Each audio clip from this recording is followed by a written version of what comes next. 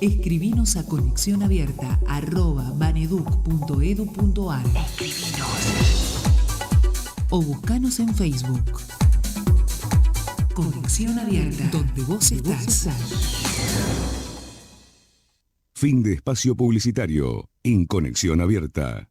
Radio Conexión Abierta, ganadora al premio Martín Fierro 2017 a la mejor programación en radio online nativa digital. Conexión Abierta, hoy más que nunca, tu medio digital audiovisual. Auspicia este programa Ediciones D&D y Grupo Profesional.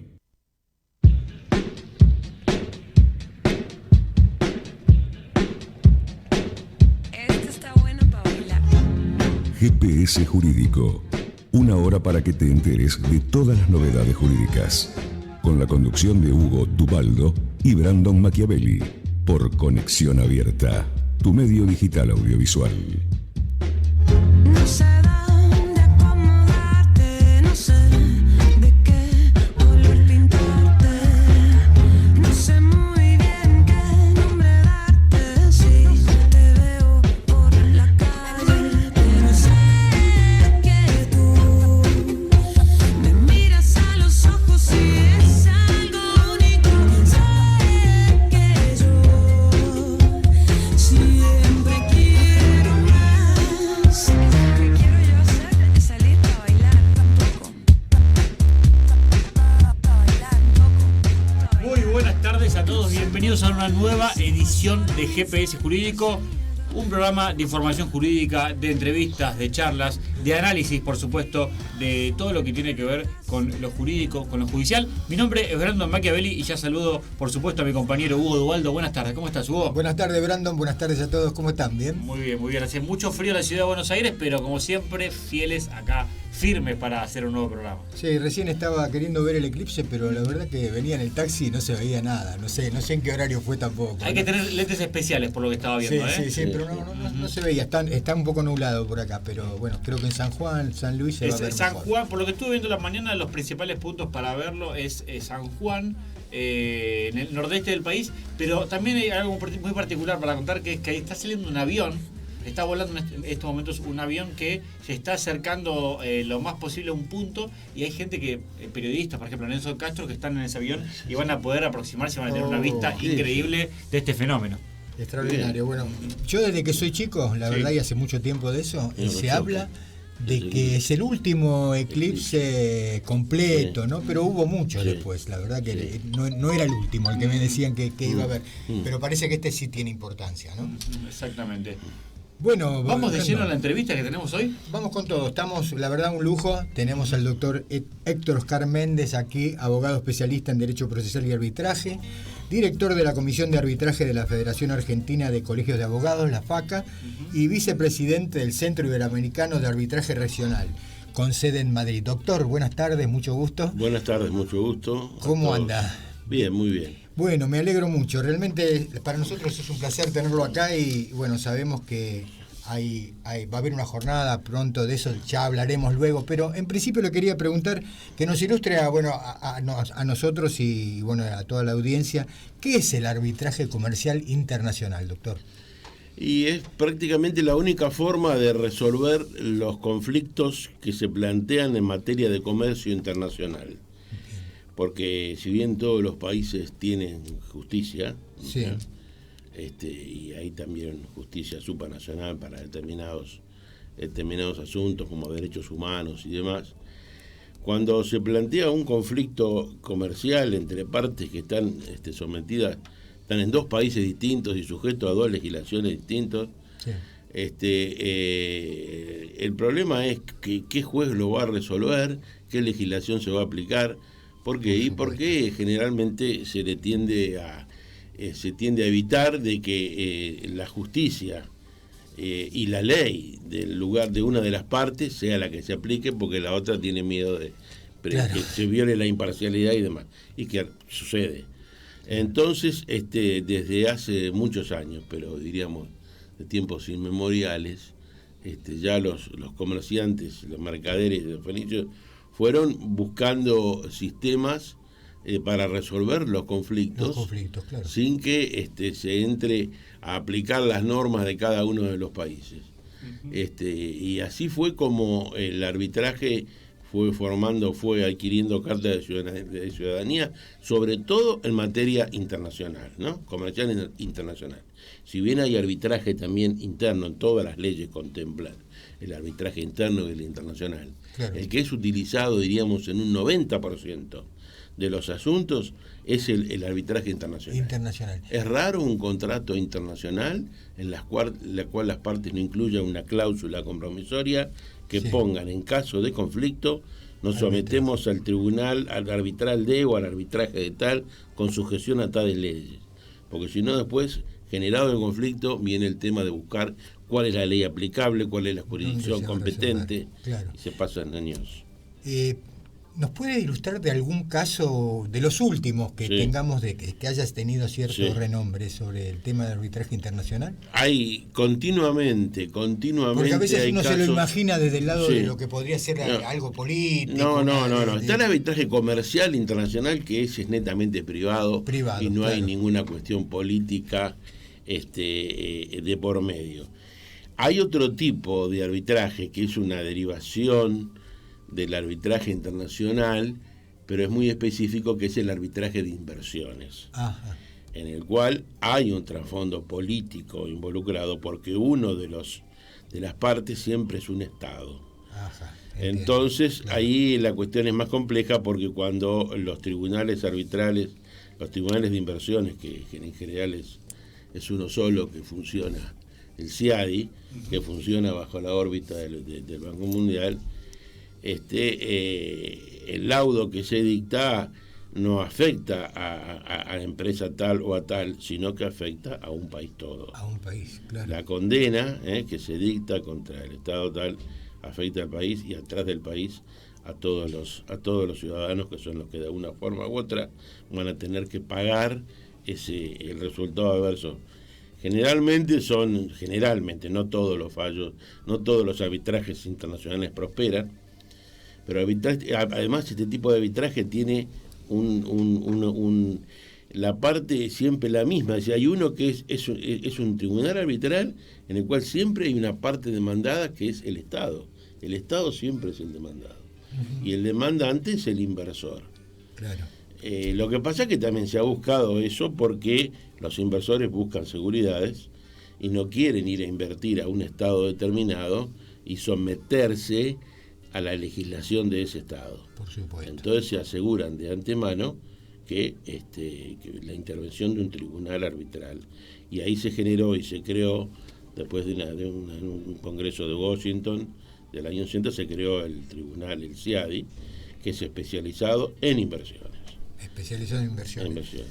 Realmente, bueno, es muy interesante porque parece que se encuentra más desarrollado de lo que pensábamos nosotros el sistema. Y si supongamos que se hace un convenio entre dos partes que, residen en países diferentes, pero no se tiene en cuenta el tema de someterlo a determinado tribunal y todo, ¿cómo se realiza? No hay, siempre hay una posibilidad de solución, porque están las normas de derecho internacional privado, claro, que en cada caso van con reglas muy complejas, estableciendo cuando fulanito que tiene domicilio en tal lado contrata con otro que tiene en tal lado y la sede está al lado, se aplica en cuanto al fondo la ley de tal. ¿Cuál es el domicilio que se aplica? ¿Cuál es el domicilio? ¿Cuál es la ley? ¿Cuál es el proceso? La ley de fondo y la ley procesal que se aplica.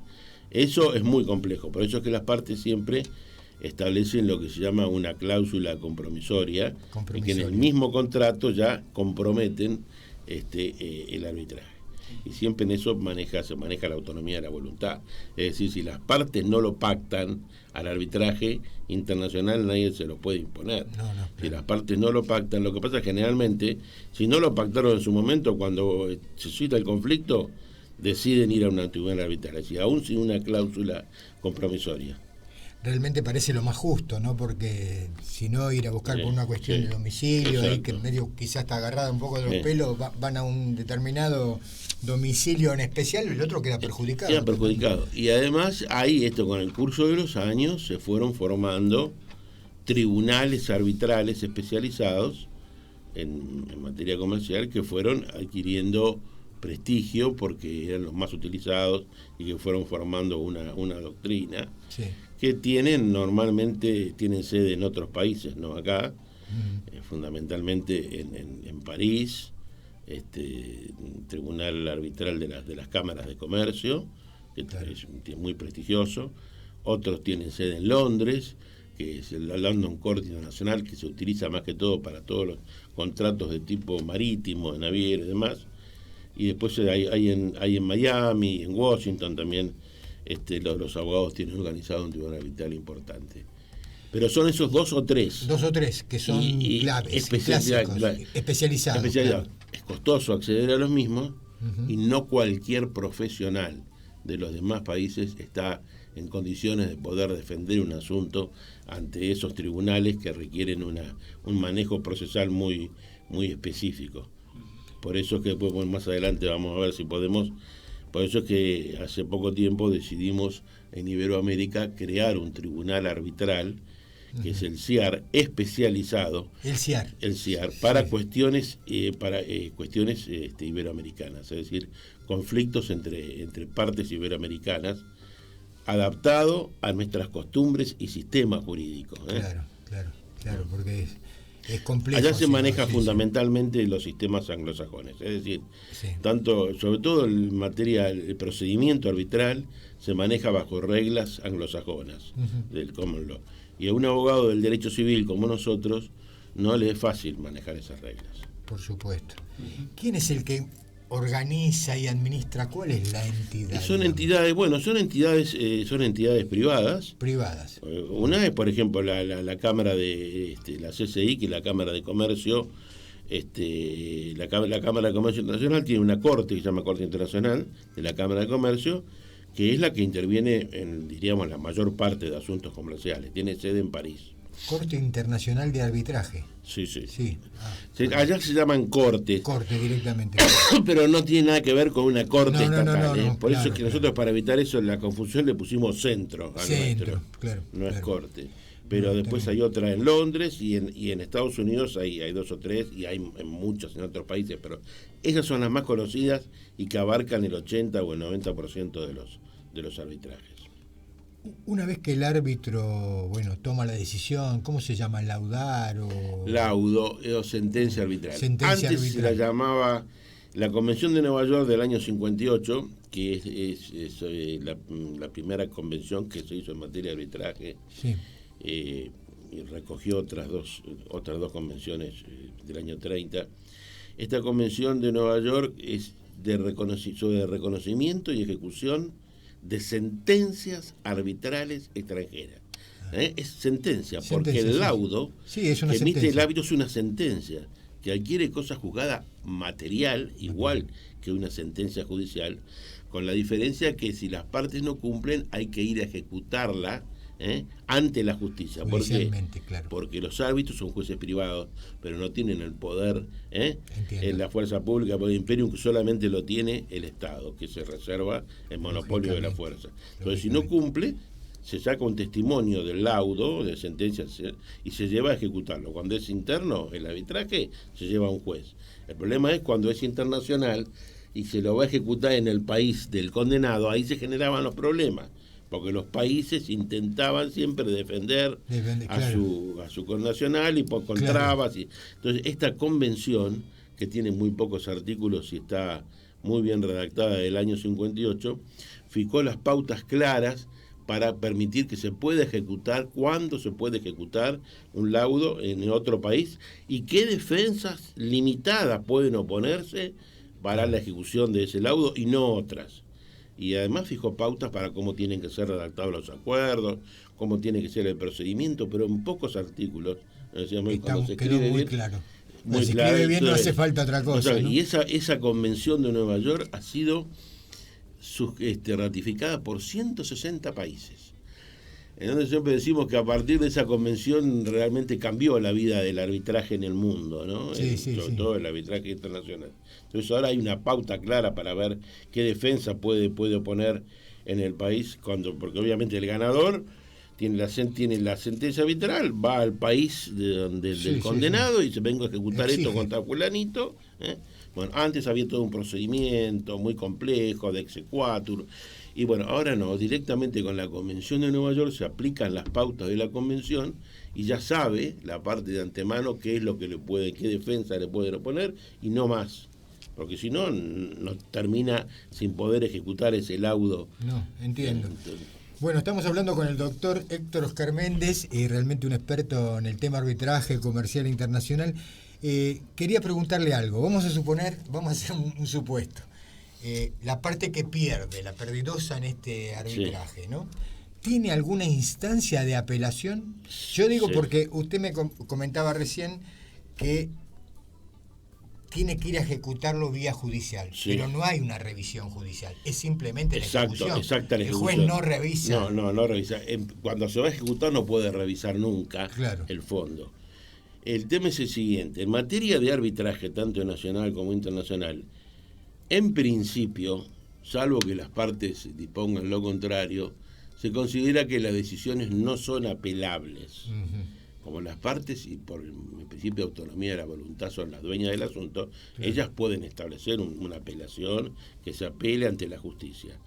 Pero en general se considera en todas las legislaciones del mundo que si las partes no lo prevén en forma expresa, esa decisión no es apelable, porque precisamente vamos a un juez privado porque no queremos ir a la justicia. No, claro, sí, es una elección de la parte. Y como apelar es revisar en cuanto al fondo lo resuelto por el juez de primera instancia, no tendría sentido haber ido a un arbitraje si permitimos después una apelación. Pero sí hay una vía excepcional que todos los países la reconocen, aunque algunos ahora liberales del common law la quieren limitarla, que es la acción de nulidad. Es decir, algo hay que revisar. Es decir, cuando hay causales de nulidad taxativamente determinadas, porque no se le permitió defenderse a la parte, porque se violaron las reglas del debido proceso, o hay normas de orden público comprometidas en determinados casos taxativamente determinados, que lo establece la Convención de Nueva York y también la ley modelo de arbitraje del año 85 que fijó las pautas para que todos los países del mundo pudieran redactar, fijó unas bases, pudieran redactar sus leyes de arbitraje internacional, como fue la que hizo Argentina ahora. Como la que hizo Argentina. En materia, repite las causales de la Convención de Nueva York para lo que se llama acción de nulidad. Pero a través de una acción de nulidad solo se puede revisar el procedimiento, cuando hubo algún vicio en el procedimiento, no en el fallo, no en el mérito, entiendo, no en el fallo en sí mismo. Puede ser nulo, pero porque el procedimiento no estaba viciado. Exacto, estaba viciado de alguna causal, porque la parte no se pudo defender, porque era una cuestión que no era arbitrable, porque no hubo una prueba adecuada, porque se le violó el derecho, estuvieron mal designados los árbitros. Están previstas las causales. Un abogado común, por supuesto, no puede ir al arbitraje porque sí, ¿no es cierto? Tiene que tener... y hay que conocerlo, conocerlo mucho. Claro, lo que pasa es que los abogados estuvimos formados siempre, sobre todo en el siglo, en una cultura muy pleitista, es decir, formados para el pleito, para la lucha del tribunal. La resolución de conflictos es a través del del tribunal, el pleito. Y precisamente con todos los vericuetos y problemas, instancias y excepciones. En cambio, en el arbitraje se tiende a buscar una decisión obviamente mucho más rápida, simplificada, sin tantas vallas procesales, sin nulidades, sin incidencias que puedan parar menos chicanas, se trata de evitar la chicana y llegar al fondo más rápido. Y además hacerlo en forma más rápida. Y con algo fundamental, eligiendo los árbitros, porque la regla básica es que son las partes las que pueden elegir. En general, hay sistemas en el cual los árbitros los designa la entidad arbitral, pero generalmente las partes, directa o indirectamente, tienen decisión en la persona de los árbitros. Entonces yo sé quiénes van a ser mis jueces.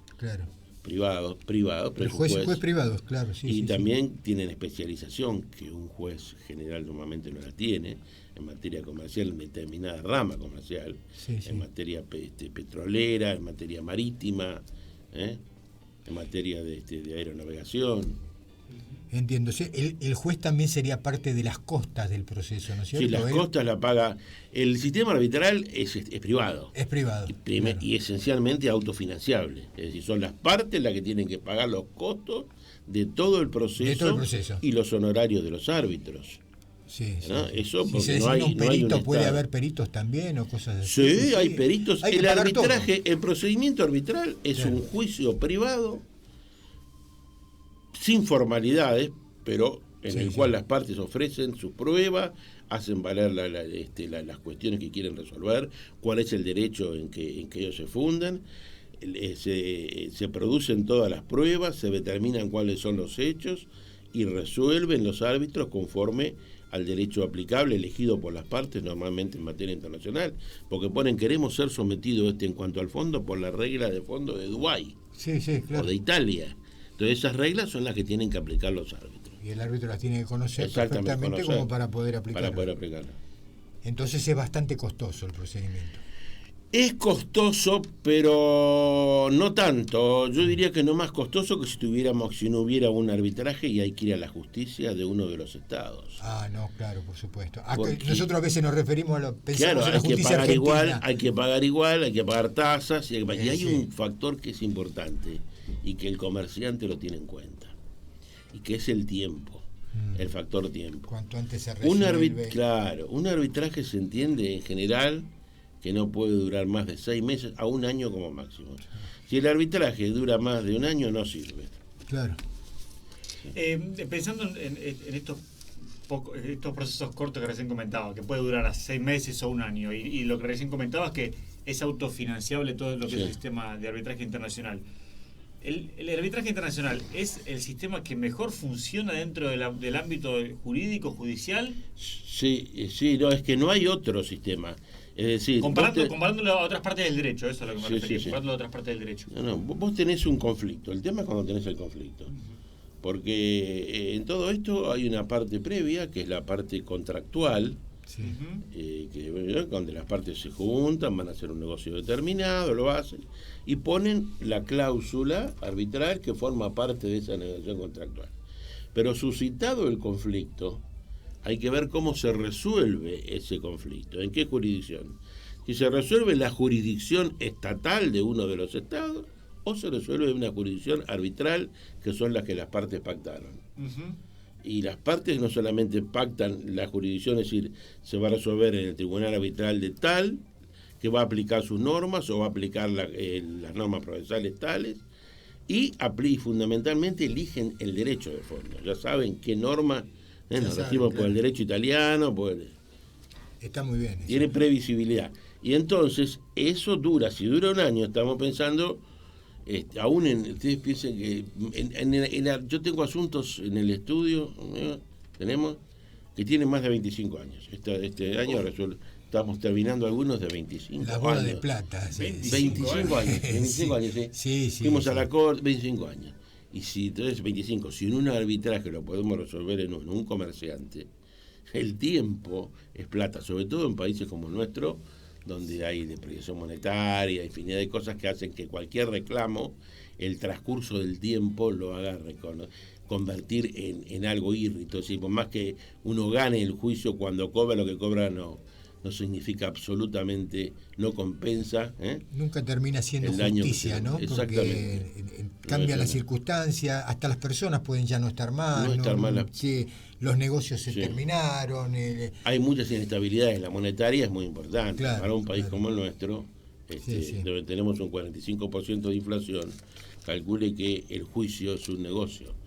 Para estos países como nosotros somos una rara avis, porque estamos dentro de los 3 o 4 países que tienen mayor inflación en el mundo. Sí. Entonces, esa inflación, unido a una legislación que no reconoce indexaciones, por ejemplo, y No, tiene claro. cristalizada la deuda, Uf. ¿cuál es el negocio? El negocio es seguir Sí, el juicio sí. adelante. Entonces, utilizar todas las apelaciones posibles, ¿por qué? Porque a un 45, un 50% anual, en 10 años tenemos un 500. Entonces, cualquier No. sentencia que salga, no. ¿Qué son las reglas de Praga, doctor? Las reglas de Praga son unas nuevas reglas procesales que se han aprobado. En materia de arbitraje, a partir de los años, el arbitraje es muy viejo, muy viejo, más viejo que el derecho estatal, ¿no? O que la justicia estatal, no el derecho, que la justicia del Estado. No tenía mucha aplicación hasta que estas dos convenciones, que la Convención de Nueva York del año 58 y una ley modelo del año 85 del arbitraje comercial internacional, que fue la que trató de unificar ese mosaico que había en materia normativa, produjo que el arbitraje, una explosión en el arbitraje. Y en los últimos 15 años del siglo pasado avanzó más que en 20 siglos. Entonces, ¿por qué? Porque todos los países del mundo, en base a estas dos normas, fueron actualizando sus legislaciones. En Europa, a partir del año 86, que empezó con Portugal y después siguió con España, fueron con un efecto dominó sancionando leyes de arbitraje nuevas, claro. modificando los códigos procesales, porque la regulación del arbitraje puede estar en una ley específica o dentro del código procesal. Nosotros la tenemos dentro del código procesal, el arbitraje interno, ¿no? Sí. Y sancionando leyes procesales, pero lo importante es el contenido, que sea de una concepción moderna. ¿Por qué? Porque el arbitraje de antes, hasta el siglo XIX, se entendía, había una concepción distinta del Estado, y que el Estado lo podía todo. Entonces el arbitraje era mirado con mucha desconfianza. Lógico. Y en el curso del arbitraje había que ir muchas veces a la justicia. Claro, someterse el Estado a un árbitro privado, claro, era como no concebible en ese momento. Claro. Entonces, y además, ante cualquier cosa había que ir del arbitraje a la justicia y volver de vuelta al arbitraje para resolver infinidad. Entonces hacía que en definitiva era más largo que un proceso judicial. Sí. Estas normas lo simplificaron, checaron todo, y ahí sí empezó a funcionar. Y en Iberoamérica, que siempre estamos 10 años después, en el año 91 empezó México modificando sus legislaciones, y después con un efecto dominó se fueron modificando todas, tanto en el arbitraje interno como internacional. Claro. Y quedaban solamente Argentina y Uruguay, las únicas dos países que no tenían regulación moderna de arbitraje comercial internacional y local. El arbitraje comercial local se intentó actualizar y modificar un poco en el Código Civil. Con el Código Civil se contemplaron algunas normas relativas al arbitraje. Algunos abogados procesalistas no estamos de acuerdo porque se reguló mucho el proceso arbitral, y nosotros consideramos que el proceso arbitral debe ser regulado por cada una de las provincias, porque en nuestro país las facultades procesales son de las provincias en principio. Claro. Y la nación puede echar mano de eso en determinadas circunstancias excepcionales. Pero hay aspectos que sí pueden ser regulados en el código, como es todo lo relacionado a la parte contractual, cuando nace el arbitraje. Sí. Decimos que tiene dos fases, una contractual cuando nace, y después, una vez que inicia el arbitraje, ya es jurisdicción. Y tiene una fase jurisdiccional o procesal, que es un proceso igual al judicial, nada más que en un juez privado. El código reguló mucho, es decir, podía haber regulado la cuestión en 2 o 3 artículos diciendo cuáles eran las cuestiones arbitrables, es decir, por qué se podía someter al arbitraje, la capacidad de las partes y nada más, pero después toda la parte de procedimiento haberlo dejado para las provincias. Y en un capítulo reguló todo, que lo llama el contrato de arbitraje. Impulsado por unas corrientes anglosajonas que consideran que el arbitraje es todo un contrato y las partes de lo que quieren, y le pone un capítulo del contrato, y no lo considera como un proceso, sino como un contrato. Lo lleva dentro del Código Civil, una concesión muy liberal que viene muy discutido eso, y va a ser modificado. Eso para lo interno. Sí. Y en lo internacional no teníamos nada, si se aplicaba la misma norma que era el arbitraje interno internacional, hasta que salió el año pasado la ley de arbitraje comercial internacional, que es 27449 en julio, con 10 días de diferencia Uruguay, 2 leyes, y ahí sí ya nos pusimos a tono con lo que es la regulación del arbitraje comercial internacional en el mundo. Por eso es que Argentina no tenía una legislación moderna de arbitraje comercial internacional, no era sede de arbitraje. Los arbitrajes se iban a otro lado, porque acá no había normas aplicables. Claro. Además de la desconfianza propia que quizás generaba el país. Había una oscuridad normativa. Claro. Bueno, tenemos una jornada sobre arbitraje. Me parece muy importante que va a organizar, se organiza en la FACA, ¿no? En la Federación. Se organiza en la FACA. La FACA va a organizar el día 6 de agosto, va a realizar una jornada en horario de tarde sobre arbitraje comercial internacional, donde va a comentar diferentes especialistas de lo más nos puede decir quiénes van a de lo estar, más porque importante es así. que hay en la materia en el país. Van a abordar diferentes temas, que Fernando Aguilar es uno, Antonio Bogliano es otro, que fue ex juez de la Corte de Nación, muy conocido, profesor de Derecho Internacional Privado, Roque Caivano, que para mí es el especialista número 1 en materia de arbitraje en Argentina, Guillermo Miche Sonirusta, que es un abogado de Buenos Aires, especialista en arbitraje también, y el suscripto. Yo voy a hablar en especial sobre el que es el CIAR, que es esta nueva entidad que tiene sede en Madrid, que hemos resuelto crear, para evitar precisamente que hasta ahora para el abogado y para la empresa, sobre todo la pequeña y mediana empresa, le era prácticamente imposible someterse a un arbitraje, tener que ir a pleitear a París. Primero porque hay un grupo muy cerrado de abogados que manejan el tema de estudios, que no superan los 40, 50 bufetes, con muchos honorarios muy caros. Es decir, que su abogado argentino no le sirve, tiene que ir a buscar un abogado. Bueno, y someterse a reglas también que son diferentes a las que él utiliza normalmente, en su opinión, un sistema jurídico distinto. Por eso fue que se vio la posibilidad, se creó la necesidad de crear un centro arbitral adecuado al sistema jurídico nuestro, que es del derecho civil, continental europeo, no anglosajón. Porque hasta ahora los arbitrajes y esas entidades se manejan con reglas procesales anglosajonas. Bueno, y ahí salió el CIAR, que fue el producto de la voluntad conjunta de los colegios de abogados de toda Iberoamérica, que están nucleados en la UIBA, la Unión Iberoamericana de Abogados, y diferentes entidades empresarias de toda Iberoamérica, entidades de comercio, de la industria. Y bueno, se trabajó mucho, se hizo un primer acuerdo marco que se firmó en Brasilia en el año 2012, donde una especie de constitución se fijaba en la base de qué es lo que se quería hacer. Fue integrada por más de 34 países, diciendo nos reunimos porque creemos que es necesario establecer un sistema arbitral para Iberoamérica adecuado a su cultura y a sus necesidades, y también a las potencialidades económicas de la pequeña y mediana empresa, y de forma tal que cualquiera pueda acceder al arbitraje, y sobre todo también con sus estructuras físicas y jurídicas, su abogado, sin necesidad de tener que ir tiene que recurrir a esos semejantes costos que son inaccesibles, que muchas veces inaccesibles. Entonces ahí se fijaron las bases, pero más que todo tendía claras a crear un sistema arbitral que respetara la cultura jurídica iberoamericana. Bueno, en el año 2015 se constituyó la entidad, que es una entidad civil, como son todas las que administran los arbitrajes, que en este caso tiene sede en España, donde está la UIBA, pero el estatuto se aprobó en Buenos Aires, se hizo la reunión fundacional en la Cámara de Comercio en el año 2015. Y después, empezó a redactarse los reglamentos. Creo que la Cámara de Comercio auspicia también este sí, evento, la ¿no? Cámara de la CEMAR, que es la rama del arbitraje de la Cámara de Comercio.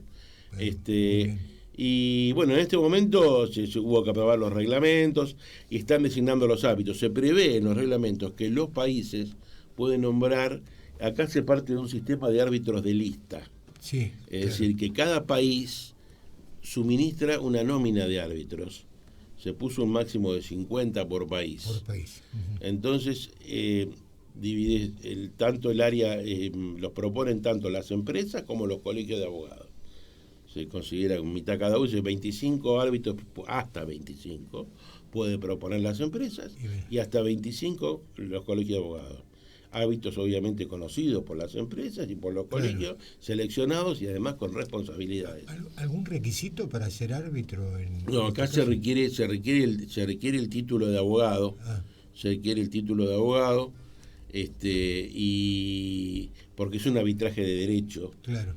Es un tema discutible. Hasta ahora se entendía que con un sistema muy liberal, que como el arbitraje son las partes las que deciden, las partes podían decidirse por someterse a un arbitraje de derecho y elegir como árbitro a quien quiera.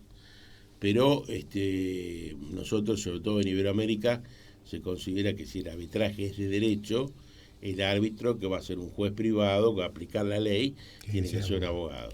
Se discute si tiene que estar matriculado en un colegio o no.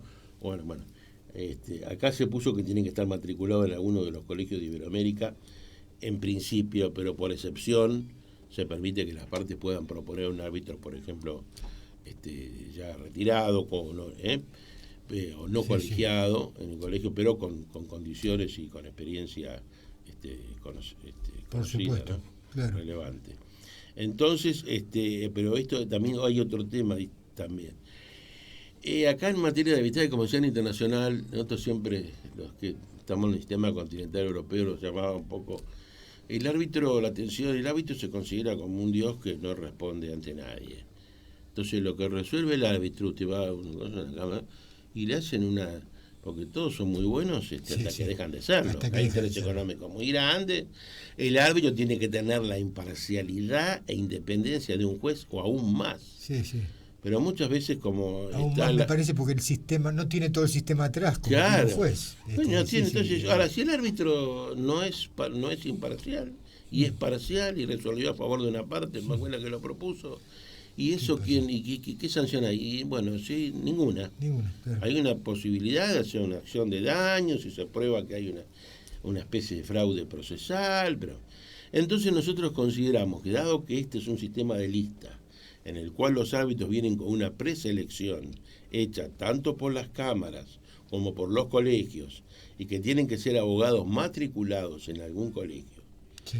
hay una posibilidad de hacer un control deontológico del arbitraje que se lo consideraba necesario. Entonces, este tribunal, a diferencia de todos los demás, tiene unas reglas de ética que deben respetar los árbitros, y tiene también un tribunal deontológico, tribunal que al igual que en un colegio de abogados, que los analiza la conducta y puede llegar a sancionarlo, excluirlo del tribunal e incluso pedirle al colegio en el cual está matriculado que aplique las sanciones pertinentes. Es decir, que no puede hacer lo que quiera.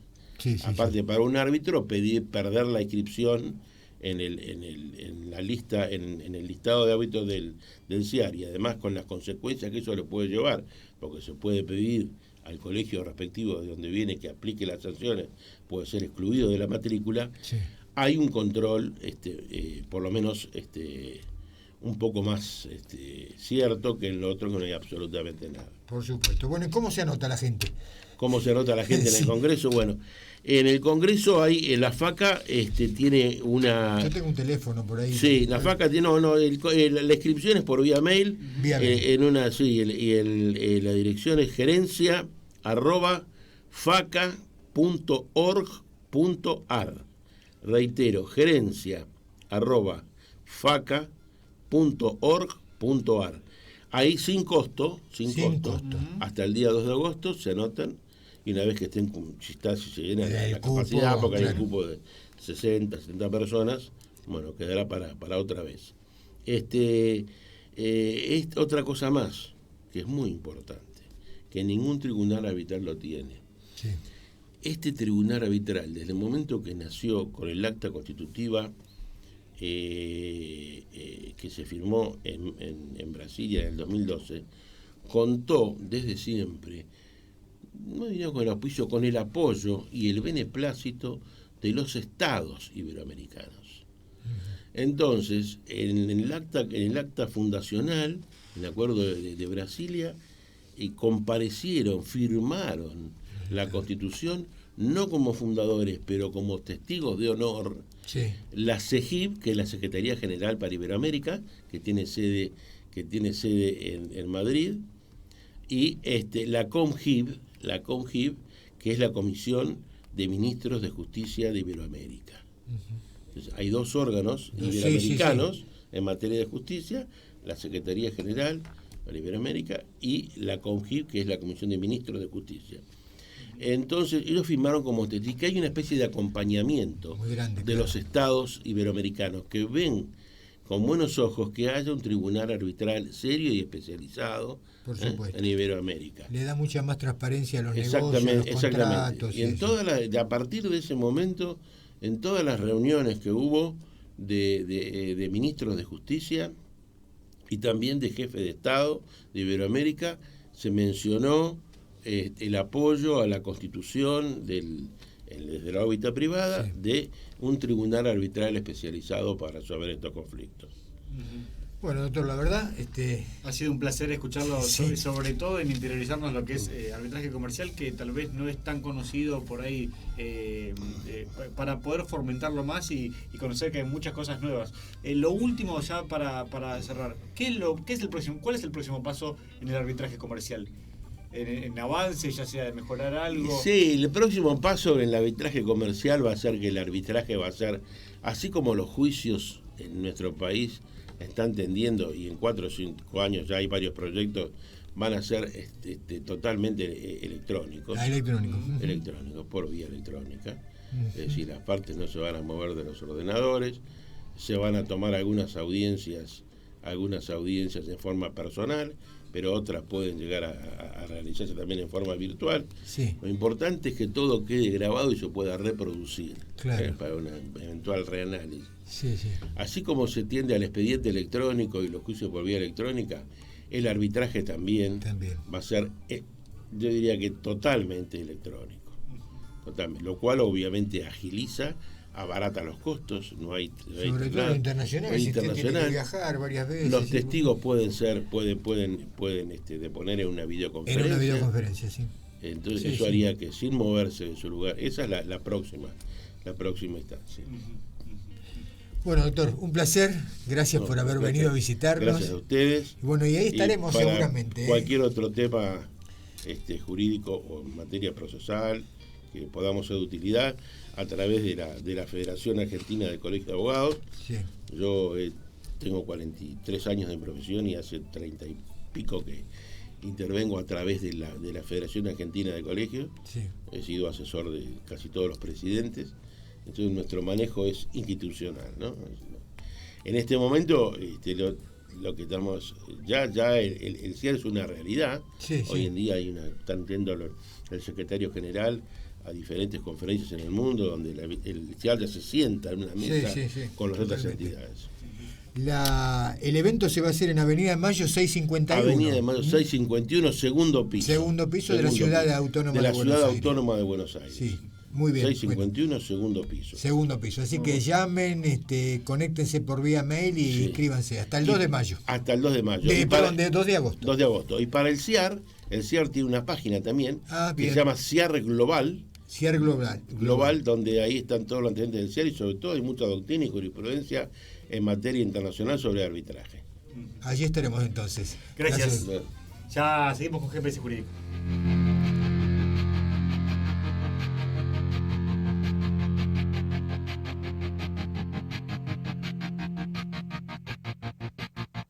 I walk a lonely road, the only one that I have ever known. Don't know where it goes, but it's home to me and I walk alone.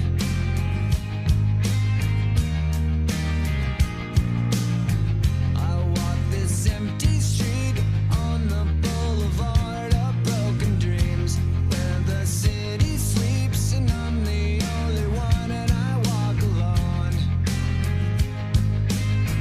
I walk alone, I walk alone.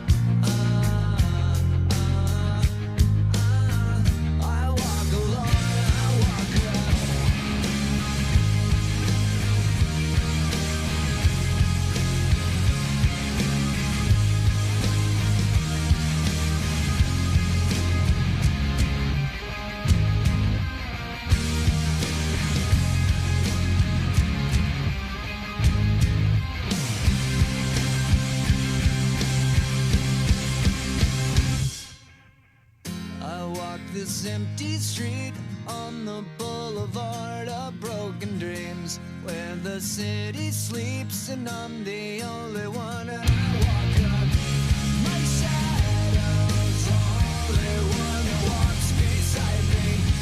My shallow heart's the only thing that's beating. Sometimes I wish someone up there will find me. Till then I walk alone.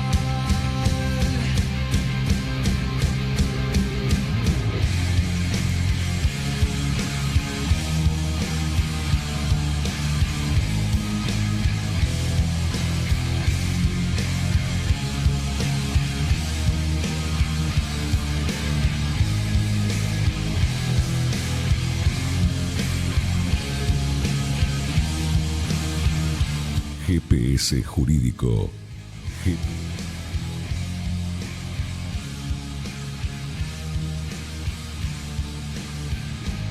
Total, ya estamos. Seguimos haciendo GPS jurídico, se nos ha volado la hora, la verdad, pero una entrevista muy interesante y por supuesto no podemos dejar de lado la información jurídica de la semana, Hugo. Yo voy a hablar un poquito, quería hablar de un tema que es el acuerdo de libre comercio que se hizo entre la Unión Europea y el Mercosur, ¿no? Es un logro, pero tiene varios matices, sin duda. Tras 19 años de negociaciones, el Mercosur logra, digamos, llegar a un mercado que puede tener un potencial de 500 millones de personas como para realizar exportación de sus productos y servicios, que como se sabe tenemos todo el tema de ganadería, muchos servicios también, hay tecnología que se exporta también a Argentina y también para la Comunidad Económica Europea el llegar al Mercosur es importante, 260 millones de personas también. Parece un logro muy interesante, va a llevar su tiempo, mínimamente 2 años para empezar a acomodarse, porque lógicamente esto hay que someterlo a los congresos, al Senado, de todos los países que de alguna manera están vinculados a esto, los europeos y los del Mercosur, que son 4, ¿no? Argentina, Uruguay, Brasil y Paraguay. Algunas píldoras de esto. Dicen que Paraguay y Uruguay van a tener los mejores beneficios porque son economías mucho más abiertas al mercado, son economías pequeñas que cualquier derrame que se haga, va a ser muy, muy importante para ellos. Y no tanto Argentina y Brasil porque en general están planteados como países con economías muy domésticas, muy proteccionistas, y va a haber choques. De hecho, ya algunos los hay. Creo que el Alberto Fernández ya hizo algunas advertencias al respecto, diciendo que no se sabe si esto va a ser bueno o no para la industria nacional. Digamos, me remito a comentar las circunstancias en general sin analizar nada, ¿no? Pero bueno, yo creo que hay un logro interesante y también hay otra postilla que es la posición de Francia. Francia dice no estar de acuerdo. Todavía no está claro, tan firme, sí. No, por 2 motivos. Tiene una ganadería muy importante, Francia, una estructura ganadera y también agricultura, y piensa que estos países tan poderosos en soja, maíz y todo pueden dejar un tendal allá entre sus propios comercios, digamos, industria de agrícola ganadera. Y también por un tema específico que es la posición de Brasil en relación con lo que sería la deforestación de árboles, la ecología en general.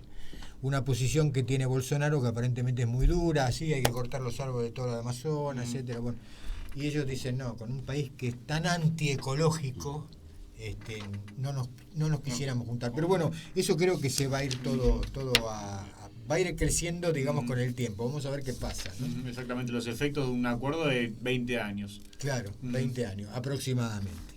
Otra noticia, Brandon, para seguir. Designan el tribunal para el juicio oral a debido por favorecer a la constructora Odebrecht. Tribunal Oral Federal número 2, un caso conocido como el caso de los gasoductos, ¿no? Sucedido en la época del 2007, entre el 2006 y 2008, y donde está involucrada la constructora brasileña Odebrecht.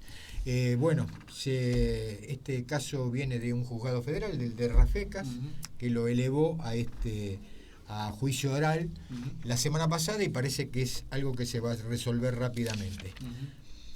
Una buena noticia. Los usuarios van a poder dar de baja las prepagas por teléfono o por correo electrónico. Indudablemente acá se tiene poca consideración por los consumidores. Exactamente. Pero bueno, la Asociación Argentina de Consumidores va de alguna manera logrando algunos logros, la Dirección Nacional del Consumidor. Primero, bueno, por ejemplo, es muy fácil contratar un servicio. Muy fácil, claro. Es muy fácil, sí. Yo me sumo a, qué sé yo, Cablevisión y quiero todos los canales. Y nos venden de todo. Pero enseguida lo contratamos y enseguida nos ponen la lista de que nos tienen que cobrar. Pero después para salir de ahí hacen lo imposible porque no se salga. Y eso es malo también porque cuesta. No es que nos hacen reflexionar. Primero, bueno, sobre las buenas. Por la buena ofrecen y... Además, el mientras tanto también, porque va pasando el tiempo y se sigue, no pudiste dar de baja un servicio y se sigue recargando también. Aparentemente dice que hasta 3 meses llega a durar el proceso de baja, para que ellos siguen cobrando después de que la persona manifiesta su voluntad. Bueno, esto ya se fue logrando con la telefonía fija, la telefonía celular, que hoy se pueden dar de baja en 48 horas. Lo mismo va a pasar en la prepaga. No me gusta la prepaga que tengo, me están cobrando mucho, me aumentaron, no puedo pagar. Llamo por teléfono, dejo un mensaje, me doy de baja o entro al sitio web de esa prepaga y me doy de baja rápidamente. Bueno, creo que esa es una buena. Es algo bueno sobre todo para los consumidores y para esta pérdida de tiempo también que pasa en el medio de cuestiones muy cotidianas. Gigante. Bueno, última noticia que estábamos viendo, eso del día, este episodio que pasó con la policía y 2 policías de Martín Coronado. Persiguieron una camioneta y le pegaron 12 balazos. Bueno, hay un video que complica bastante la cuestión que ahora se está sí, difundiendo. En principio aparentemente los policías estaban en libertad, pero ahora después de haber constatado que los únicos que dispararon fueron ellos, porque uno de los oficiales disparó 10 tiros y el otro 2. Y de esos 10 tiros que disparó, mataron a uno de los que estaban ahí en la camioneta.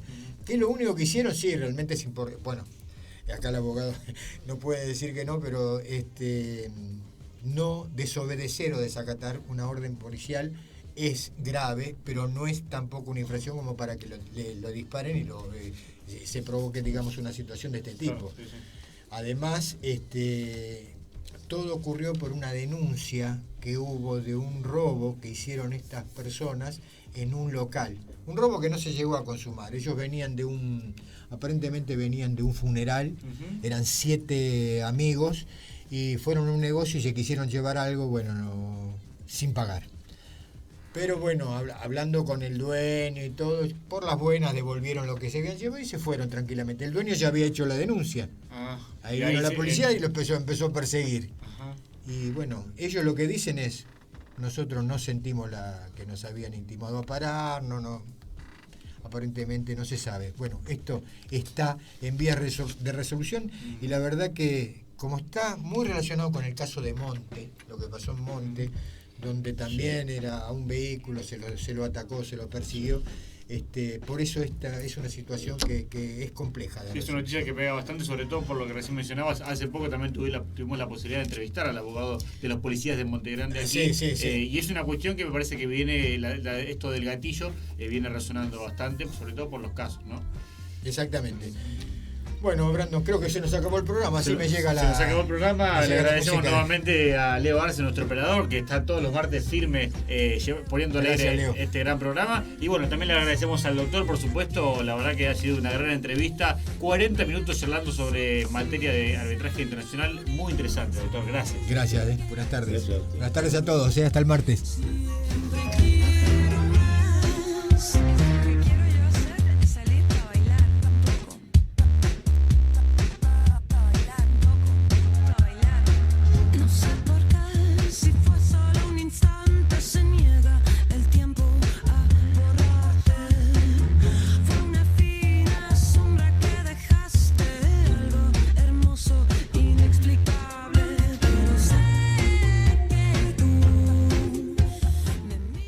Auspició este programa Ediciones D&D y Grupo Profesional.